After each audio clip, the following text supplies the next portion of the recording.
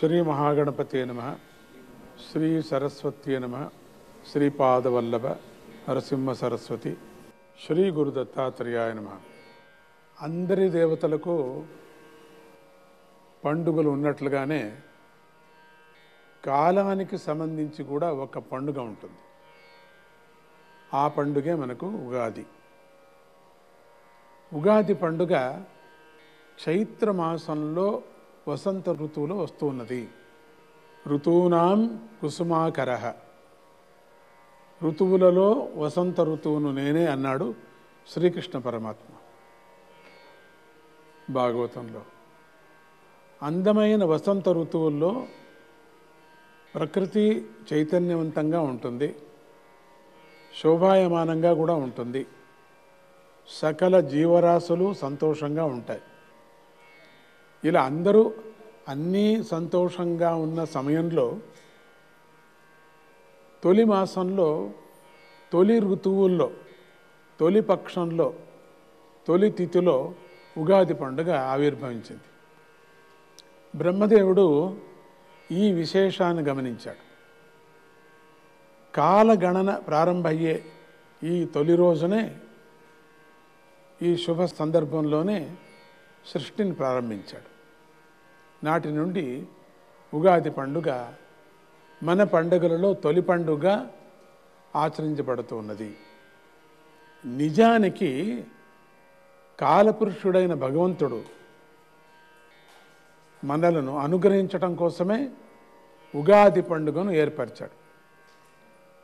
చేసిన తప్పులు తిద్దుకోవటానికి, తప్పుదారిలో నడవకుండా ఉండటానికి, భవిష్యత్తులో తప్పులు చేయకుండా ఉండటానికి ఈ ఉగాది పండుగను అనుగ్రహించాడు. ఈ రోజున కాలపురుషుడు అనుగ్రహించిన ఫలాలను తెలుసుకోవటం ద్వారా కాలం యొక్క తీరు తెన్నులు మనకు బాగా తెలుస్తున్నాయి. ఏ సమయంలో ఏవి చేయాలో, ఏవి చేయకూడదో తెలుస్తున్నాయి. శుభాశుభాలు తెలుస్తాయి. ఇలా కాల నియమాలను ఆచరిస్తూ కాలం విలువ తెలుసుకొని నడుచుకునేవాడికి ఎదురే ఉండదు కదా. ఇక వాడి జీవితం సుఖంగా సాగుతుంది కదా. ఇక ఆదాయ వ్యయాల గురించి మనం తెలుసుకుందాం. చాలామందికి అదే యోచన, ఆదాయం ఏమిటి, వ్యయాలు ఏమిటి, ఇదే యోచన చేస్తూ ఉంటాడు. ఉగాది వచ్చిందంటే ఉగాది పండుగ విశేషం తెలుసుకోకుండా ప్రారంభంలో నాకెంత వస్తుంది, నాకెంత ఖర్చు అవుతుంది, ఇది తెలుసుకుంటాడు. ఏదొక రీతి మనిషికి జీవితంలో ఎదురయ్యే ఆటుపోటులను, ఒడిదొడుకులను సమర్థవంతంగా ఎదుర్కొంటాడు. తెలుసుకుంటే, ఆదాయాలు వ్యయాలు తెలుసుకుంటే మంచివాడు నిజమైనటువంటి జీవితాన్ని బాగా గడపడానికి మంచి ఒక బడ్జెట్ వేసుకుంటాడు. కాలం మీద గమనిక గలవాడు ఒక ప్రణాళిక ప్రకారంగాను, పద్ధతిగాను నడిచి సమర్థుడవుతాడు, కార్యదక్షుడవుతాడు, ఎన్నో ప్రయోజనాలను సాధిస్తాడు కూడా, లక్ష్య సాధకుడవుతాడు. కాలం విలువ తెలిసినటువంటి వాడు కాలం మీద గమనిక లేకుండా, అంటే విలువ ఎవరికి తెలియదో వాళ్ళకి మాత్రం చెప్తున్నాను అన్నమాట. వాళ్ళకి కాలం మీద గమనిక లేకుండా, ప్రణాళిక లేకుండా నడిచిన వాడు మాత్రం అసమర్థుడవుతాడు. కాలం విలువ తెలియనటువంటి వాడు, బడ్జెట్ సరిగా లేనటువంటి వాడు, అంటే ప్రణాళికలు సరి అయినటువంటి కార్యక్రమాన్ని వేసుకోకపోతే జీవితం అంతా ఒడిదొడుకులైపోతుంది. ప్రతి సంవత్సరం వేసుకోవాలా, ఈ సంవత్సరం నేను ఏం చేయాలా, కిందటి సంవత్సరం ఏం చేశా, ఎంతవరకు నాకు లాభమైంది లేక నష్టమైంది, మనకి ఏది కలిసి వచ్చింది, ఇవన్నీ మనం చూసుకోవాలి. కనుక ఉగాది పండుగ తెలిపే కాల నియమాలు ఏముందో ఆ నియమావళి ప్రకారంగా ప్రతి ఒక్కరూ తెలుసుకోవాలి. కాలపురుషుడు చెప్పినట్లుగా నడుచుకోవాలి. ఎందుకంటే ప్రతి మనిషికి తన పనులు నెరవేరాలనే ఆశ ఉంటుంది కదా. ఏ ఏడాది పంటలు బాగా పండాలి, రైతన్నలు ఆశిస్తూ ఉంటారు. ఈ ఏడాది మనకు బాగా పండాలి, ఈ ఏడాది పండాలి ప్రతి ఒక్కరు కూడా. ఏ కష్ట నష్టాలు రాకుండా ఈ సంవత్సరం అంతా లాభసాటిగా ఉండాలని అన్ని రంగాల వారు కోరుకుంటూ ఉంటారు. సహజమే కదా. కనుక అందరూ కూడా భగవంతుడు ప్రసాదించిన కాలతత్వాన్ని పంచాంగం ద్వారా తెలుసుకొని నడుచుకోవాలి.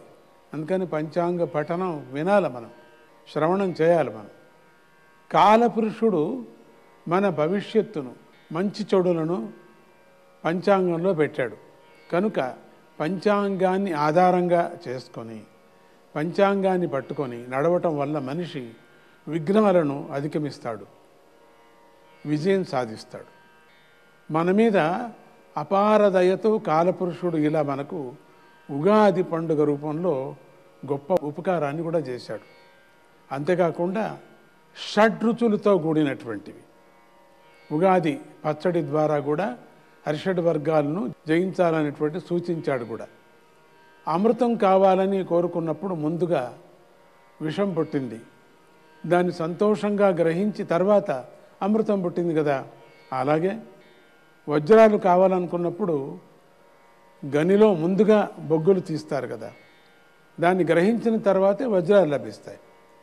ముత్యాలు కావాలనుకున్నవాడు ముందుగా సముద్రంలో జల జంతువులను ఎదిరించవలసి వస్తుంది, ఆ తర్వాతే ముత్యాలు కూడా దొరుకుతాయి. అలాగే సుఖం కావాలనుకున్నప్పుడు ముందుగా లభించే దుఃఖాన్ని కూడా భరించాలి, కష్టాన్ని అనుభవించాలి, ఆ తర్వాతే సుఖం లభిస్తుందని మనకి ఉగాది పండుగ బాగా మనకు బోధిస్తుంది. కాల నియమావళిని పద్ధతిగాను శ్రద్ధగాను ఆచరించటం చేత కష్టం యొక్క తీవ్రత ఉపశమిస్తుంది అని కూడా ఉగాది పండుగ ఉపదేశిస్తూ ఉన్నది. ఇలా సమబుద్ధిని, సమతౌల్యాన్ని అనుగ్రహించి మనిషిని ధైర్యవంతుణ్ణి చేసి విజయాన్ని అందించే ఈ ఉగాది పండుగను శ్రద్ధగా ఆచరించండి. కాలపురుషుడు ఏర్పాటు చేసిన నియమాలను పాటించండి. ఎలాంటి అశుభాలు కలగవు, మనకు విఘ్నాలు అధిగమించే శక్తి మీకు లభిస్తుంది. రాజు శని, మంత్రి రవి, సేనాధిపతి శని, సస్యాధిపతి కుజుడు, ధాన్యాధిపతి చంద్రుడు, అర్ఘ్యాధిపతి శని, మేఘాధిపతి శని, రసాధిపతి శుక్రుడు, నీరసాధిపతి కుజుడు. వీళ్ళంతా నవనాయకులుగా ఉన్నారు. ఈ నవనాయకుల్లో 5 శుభులు, శుభాన్ని కోరేటువంటి వాళ్ళు ప్రపంచానికి, 4 పాపులు ఉన్నారు. కనుక వికారినామ సంవత్సరంలో అన్ని రంగాల వారికి ఫలాలు మిశ్రమంగా ఉంటున్నాయి. కాలపురుషుడు అనుగ్రహంతో అందరికీ శుభం కలుగుగాక అని ఆశీర్వదిస్తూ, కొత్త చిగుళ్ళకు స్వాగతం, కొత్త ఉగాదికి స్వాగతం, కొత్త చిగుళ్ళకు స్వాగతం, కొత్త యుగాదికి స్వాగతం, కొత్త చిగుళ్ళకు స్వాగతం, కొత్త ఉగాదికి స్వాగతం, కొత్త చిగుళ్ళకు స్వాగతం, కొత్త ఉగాదికి స్వాగతం.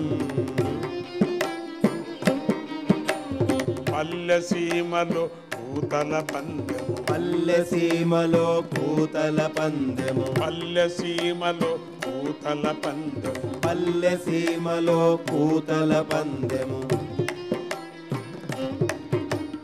పెంచే పికమ స్వాగతం, పెంచే పికమా స్వాగతం, పెంచే పికమ స్వాగతం, పెంచే పికమా స్వాగతం.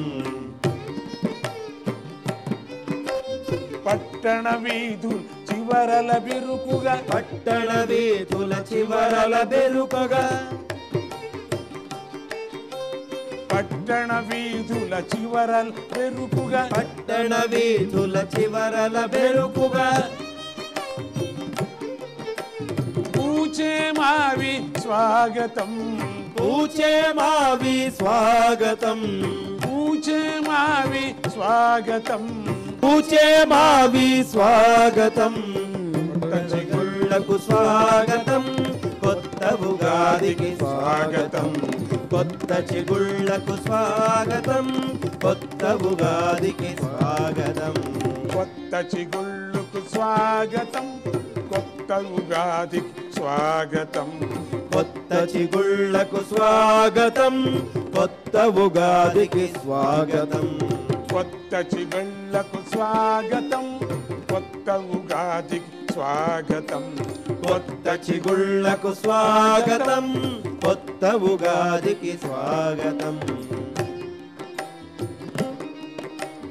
వికారమెరుగని ఉగాదికి వికారమెరుగని ఉగాదికి వికారమెరుగని ఉగాదికి వికారమెరుగని ఉగాదికి వికారి ఉన్నది పై పేరు వికారి అన్నది పై పేరు వికారి అన్నది పై పేరు వికారి అన్నది పై పేరు లోపల దత్తుని సిరిగలదు లోపల దత్తుని సిరిగలదు లోపల దత్తుని సిరిగలదు లోపల దత్తుని సిరిగలదు